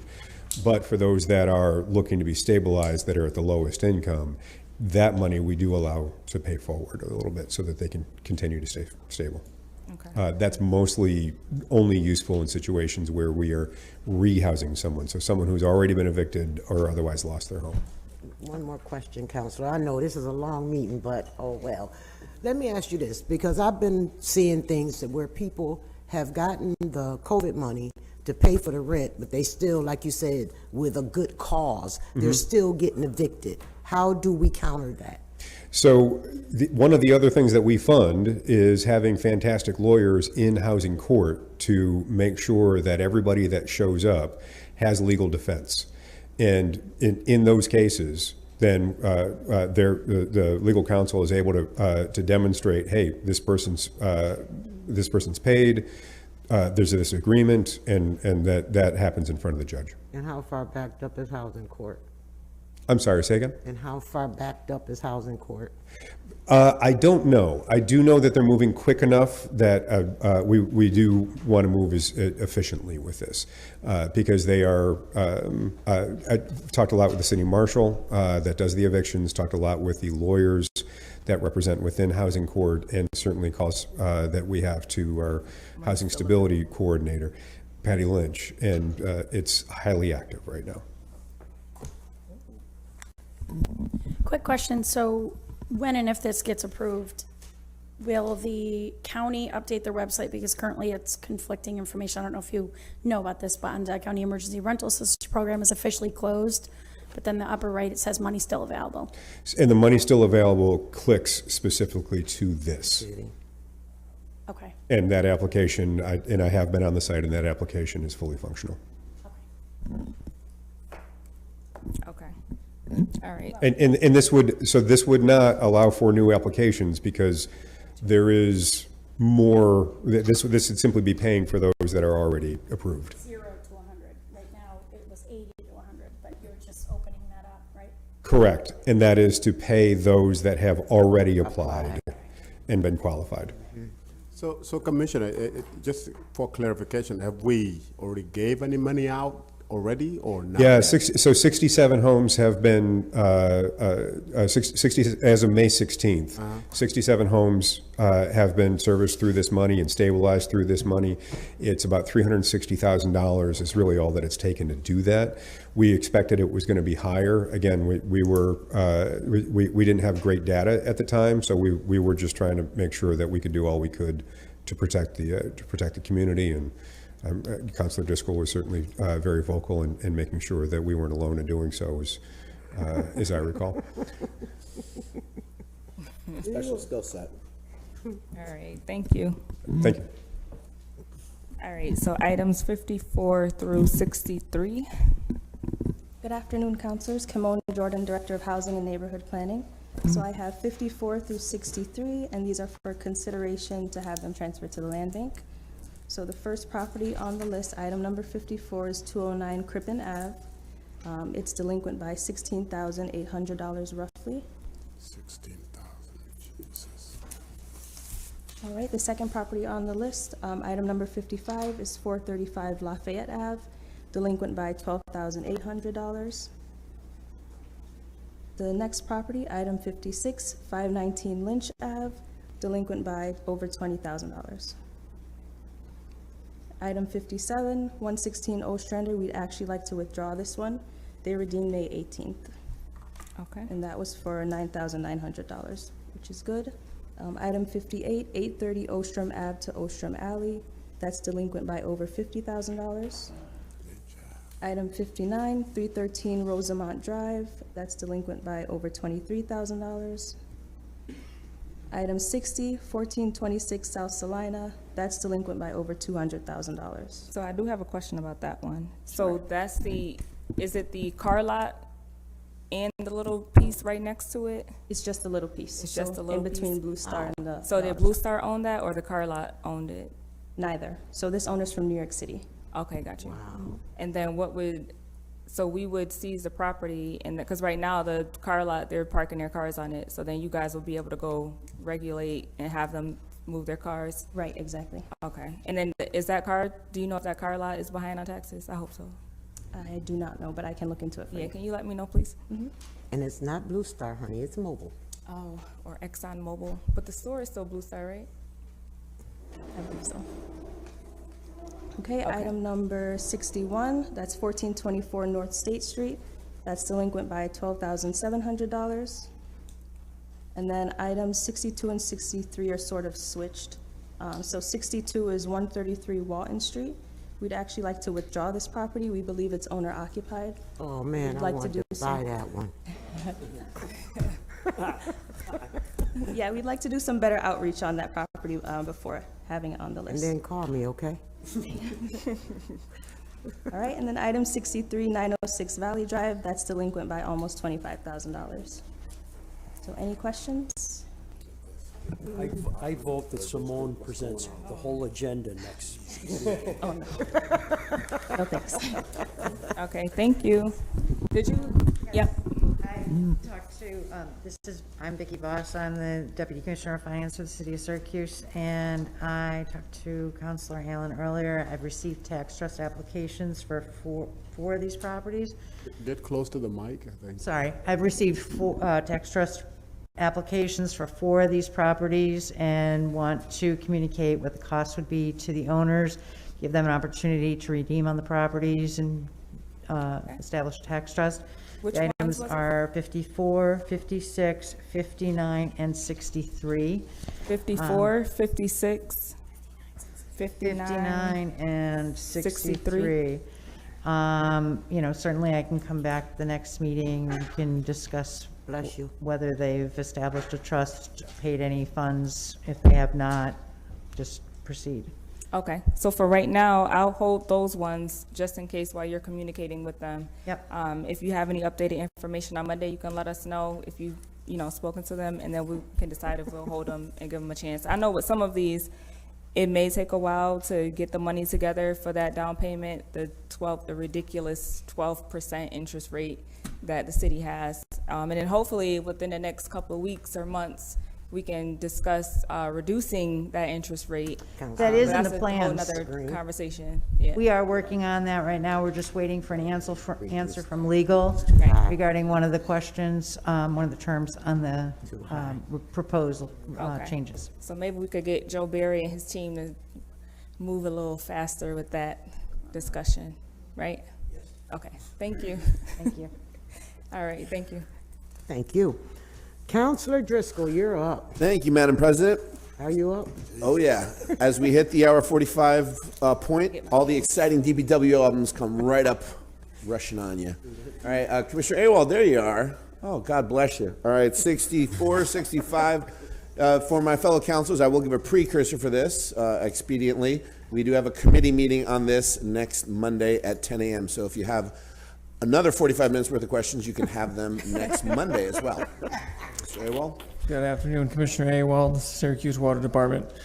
64 is to request to amend Ordinance 270 to increase the new infrastructure improvement fee from 25 cents for a base cost per residential meter to $1.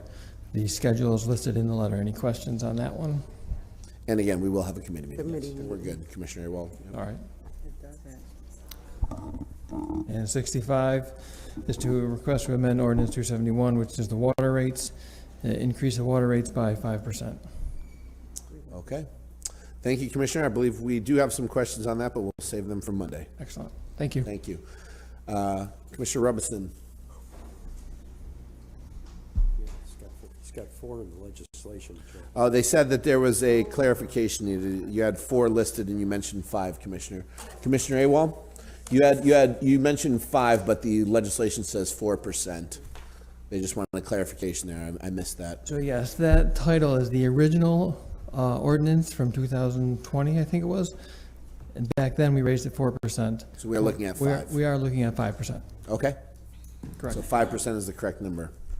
Okay. But that's in the attachment, that's in the attachment A, right? Yes. Yeah, so that's, when you're amending something, you really don't look at that, you look at what's being amended. You're only seeing what's being amended. So in the attachment is correct, that's the only thing I want to verify, right?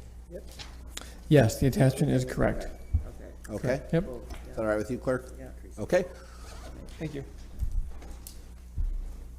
Good afternoon, councilors. Mary Robinson, city engineer. I just have a revocable permission for SU to install, own, and operate 2 4-inch conduits in South Krause Ave, the 400 block, and 1 4-inch conduit in Harrison Street, 1000 block right-of-way.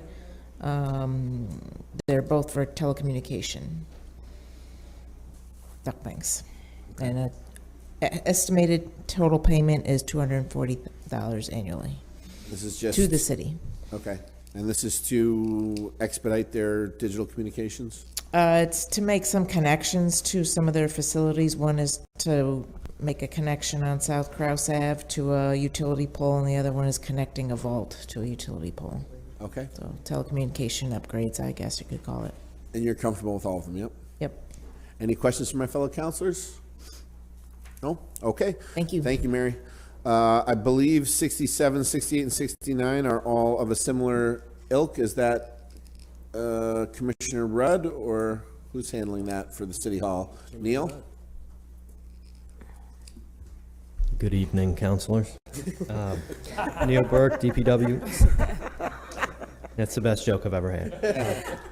This 67 is an agreement with Cyclomedia Technology. They provide high-definition imaging as well as mapping services for the right-of-way, and what that means is they take very detailed images and map them out in GPS and allow us to go back and reference those as it relates to our work orders. So instead of us relying on Google or something like that, we have our own internal process, which is a lot more robust. Nice. Does that sound good to everyone? Any questions, my fellow councilors? Neil loves those right-of-ways. He does. Don't we all? All right. Cyclomedia down. 68. 68 and 69 councilors are related. So we came before the council before. These are the costs associated with the repairs made due to the flooding in City Hall. Initially, the amount to exceed was no more than $300,000, but the bills are coming in pretty rapidly given how quickly the work, I mean, it took a while to get the work started, but once we did it, it happened pretty quickly. And so we'll be reimbursed by insurance for a majority of the cost, but we wanted to increase the amount to exceed number just because the bills are coming in quickly and they're quickly exceeding $300,000. That was my question about. And then we'll submit them to insurance and get reimbursed. So we should get reimbursed by insurance. The Any majority? questions? What's that? The majority of it? The majority of them, to my knowledge, we've sent them some of the estimates for furniture and things like, we've sent those to Haler to evaluate, and they'll send back if there's any dispute in the terms of the furniture that we're looking to replace. So, we won't, to my knowledge, we won't be spending anything out of pocket. I'm just smiling because some of that furniture probably came up. But there's a $100,000 deductible for the insurance though, so that's out of pocket, right? Correct, yeah. Any further questions, counselors? Okay. Thank you. Thank you, Director. I see 70, I believe, is Jeremy, but I see Ann in the back, or no, it's Ken? No. Good afternoon, Ken. Councilors. Ken Towsley, Street Lighting Manager. Item 70, I'm asking for the one-year renewal option for O'Connell Electric to perform the maintenance on our streetlights. How have we been feeling about their service thus far? Fantastic. Yeah, They've done a great job, yeah. They've done 806 points. That includes on-ramps, off-ramps, some work on the highways, and they've replaced 101 lamps as of May 31st. So when they do Good the job. highways, do the state pay them? Nope, that's our responsibility. The highways? Yes. Wow. But they take care of the off-ramps? The state? Yeah. No. We own every light that is in the city. No, I'm talking about that, but they'll go clean the off-ramps because that's their responsibility. They'll but clean the it's off-ramps. Not their I don't- responsibility. I'm assuming they do the on-ramps, off-ramps with cleaning, okay. but I care about the streetlights. I care about all of it, so. So, but yeah, we have to take care of every light, and that was part of an agreement with the state a few years back. Okay. Thank you. Any questions, fellow counselors? No questions, but it's good to see you, Ken. I miss you.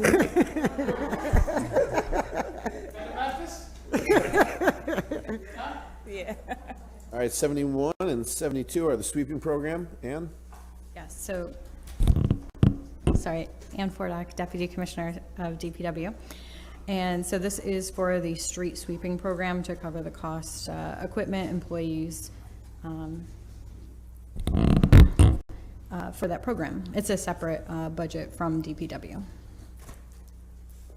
Any questions on that? Public hearing on July 11th. What's that? I said a public hearing on July 11th. Oh, good, thank you. Thank you for, that is in there. Yes, there'll be a public hearing on July 11th at 1 p.m. to go into more detail. Okay.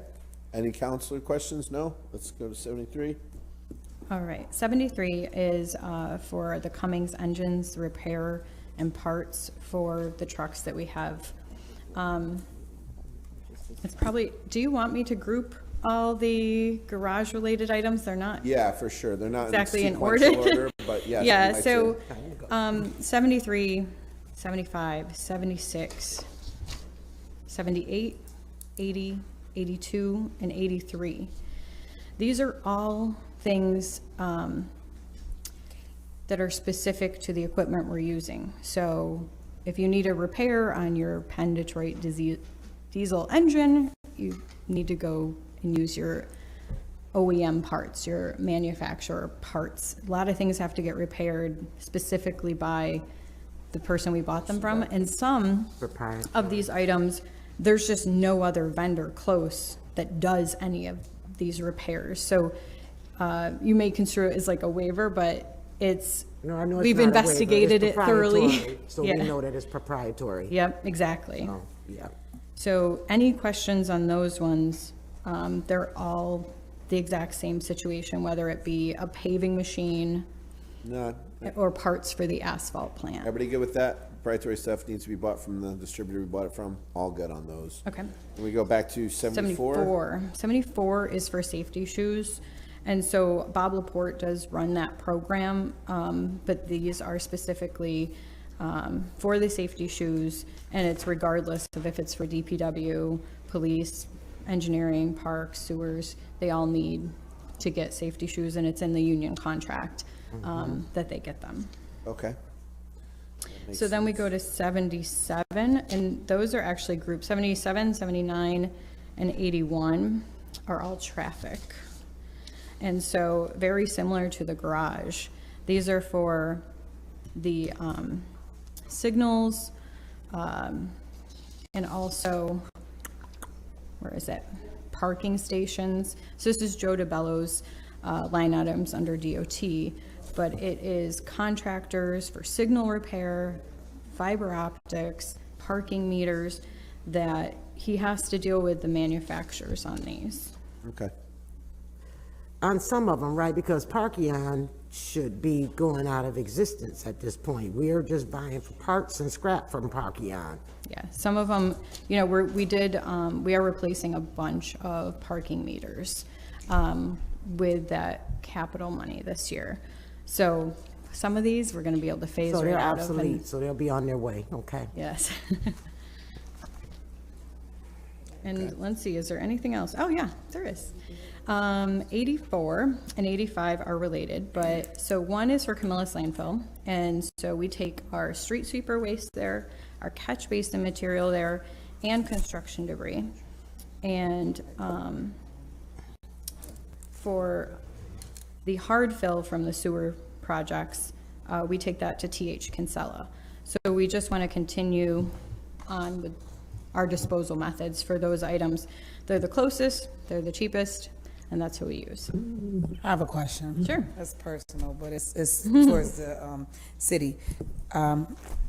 First, I want to thank the city for helping me drop my phone dropped in the sewer, but thank you. I want to know, you know how they have those baskets that go in the sewer where it prevents the leaves and it prevents, rubbish. It prevents like if a phone drop or key, Yeah, the catch basin the area. catch basin. Have we ever researched a study to see how we could get that to prevent that, things going in our sewer? I'm not aware. Just because have she you- had dropped her phone down the sewer. I brought the expert. Boom. I'm calling Jeremy. I mean, when you catch basins, sometimes there's a little area where you could grab something, sometimes it goes straight down 10 feet down. Yes. Yeah, I'm Jeff Kohansky, Superintendent of Sewers, if you don't know. Jeff. County is the ones that put the baskets in. Oh, okay. And the maintenance to keep them clean would be a lot more. And plus, we have over Use the mic, Jeff. 44, we have over 44,000 catch basins that we monitor through every day of cleaning and all that stuff. And the cost of putting those baskets in 44,000 plus the maintenance and all that, that would be your ball. Yeah, that'd be in your court if you want to do that. So do you have a cell number, so when she drops her phone number down, our phone We down there, we have somebody 24/7. I got his number. We have someone 24/7 that's available for that, and we do, believe it or not, I would say probably 150 to 200 calls a year for phones or keys and catch basins. Catch So, basins. but the county is the ones that initiated their Save the Rain project with the baskets, and they maintain those themselves. When we get calls on, they go out and maintain them. So do you think it'd be something, Angie Tavis, for our, the city of Syracuse to have for the sewers? I can forget ask- the phones and the keys, but I mean, can like, ask or get a number of the price of the baskets, and then, Right. I mean, for us to clean them, it would be no different than we do now, because we go through the whole city every year cleaning the catch basins, and You then. have to increase staffing. Yeah, I mean, it would be more frequent because the baskets, when you get leaves in there, then you got more water conditions in the road and all that, because they don't filter through as well as not having them. Okay. So it would be a cost effective for that as well as purchasing them. Just to say, if the basket's full and the county hasn't cleaned it yet, that could back up your street then, right? Yeah, absolutely. Right. That's if the whole council dropped their phones down. Well, hey, keys go down there too, you know. Well, like I said, we do get 150 to 200 calls a year for keys, Okay, phones, and I whatever. need your cell. Okay. Make sure you find your phone app on, 'cause you can track it through the system, maybe. All right. Thank you. All righty, any more questions? Nope.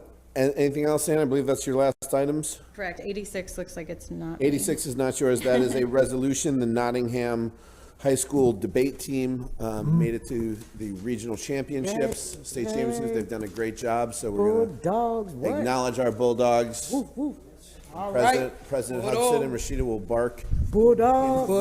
alongside me. Do we have one more, All righty then, with that one more before. DPW question?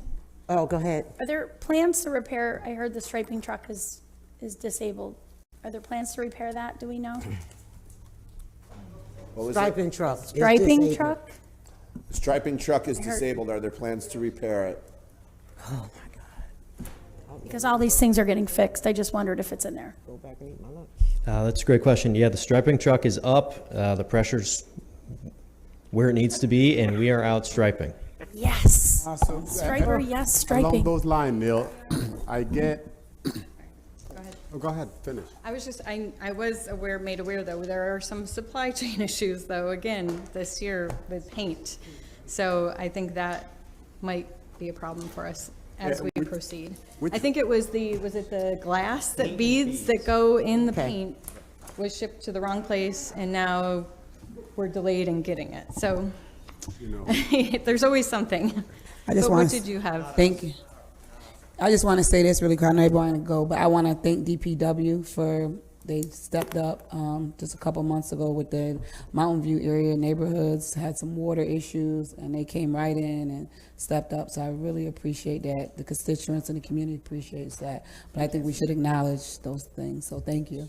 All righty. Thank you. And before I shut the meeting off tomorrow, June 2nd, 5:30, Northeast Community Center, there will be another redistricting meeting.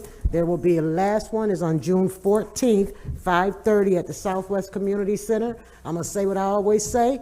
Once the lines are drawn, they're drawn, and that's gonna be a wrap. So I need a motion to adjourn. Second? Second. All in favor? All righty, have a good day.